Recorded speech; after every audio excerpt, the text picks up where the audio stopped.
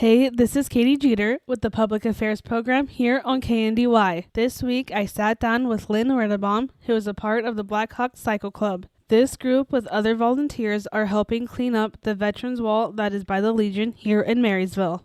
The reason for the wall work is that the adhesive didn't hold up and the plaques were coming loose and falling off. The wall and the foundation seems to be okay, just had problems with the plaques not staying on the wall, The removal of the plaques was done by the Black Hawk Cycle Club and volunteers. There's plaques that had gotten broken by removing or just falling off.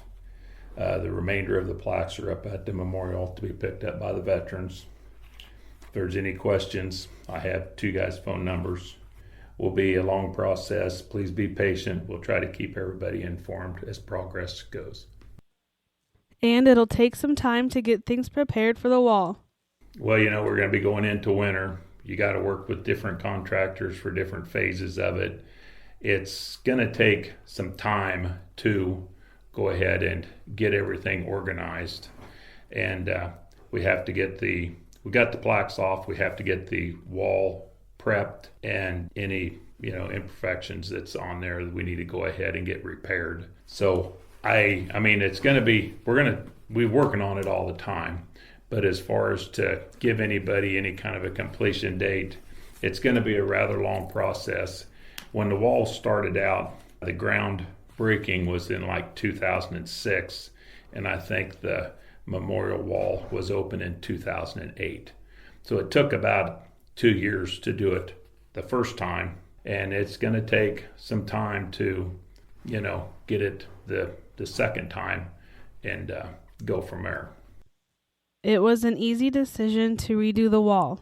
Ever since probably, I want to say, and I wasn't involved with it, but for what I've been told, after the wall was about, 5 to 7 years old, they started having some issues with some of the plaques coming loose and falling off. They had tried to make new ones, repaired them back, but it just got to the point to where there were so many of them that was coming loose that they needed to do kind of drastic measures on just probably taking them off and redoing the whole thing. Some of the stuff they was afraid that they wouldn't be able to match the old plaques with new plaques, and then it would look kind of funny having two different kinds of material there. So they just made a decision, and out of the original group, there's only about 3 of them that is still either alive or around when that project was started. So they're trying to get a new committee started, and we're just going to progress on.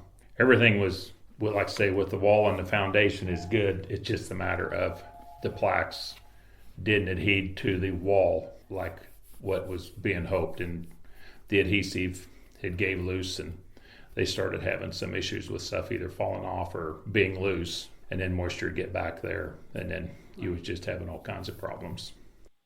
And there was about 3,000 plaques that were on the wall. There was approximately 3,000 names that's on the memorial wall with the veterans, and that includes the MIA and KIA, missing in action, killed in action. So approximately 3,000 names that was on the memorial. Lynn and the rest of the volunteers want to make sure that they put the new plaques on the right way. We don't know. Here again, it's kind of getting into a lot of this stuff with, what are you going to use, how are you going to put it back, whatever. Our first phase of it was just to try and make the memorial safe to where the plaques that was falling off was removed, and then prepare the walls to put on new plaques and determine what kind of material we're going to use, how we're going to fasten them and stuff like that. And it's going to take some time to make these decisions.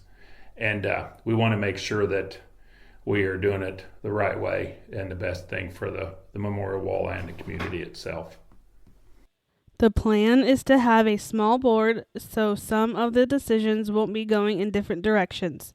Well, we're going to go ahead and we're going to, and here again, I don't want to get too much because there's just so much little stuff behind the scene that we got to do. We're going to try and get a board established, which we've already got started with that. And we're trying to get some of the planning done, because if you have 100 people throwing suggestions in on how you do it, you're going to have 100 different ideas. So we just want to have a small board, and then they will kind of make the decisions, do plenty of research, check in to make sure that we are doing it the right way and that it will last in the future, I would like to thank Lynn Runnebaum for being my guest on this weekend's Public Affairs. If you would like to listen again, you can always go to kndyradio.com. Thank you for listening. This has been Katie Jeter with the Public Affairs Program here on KNDY.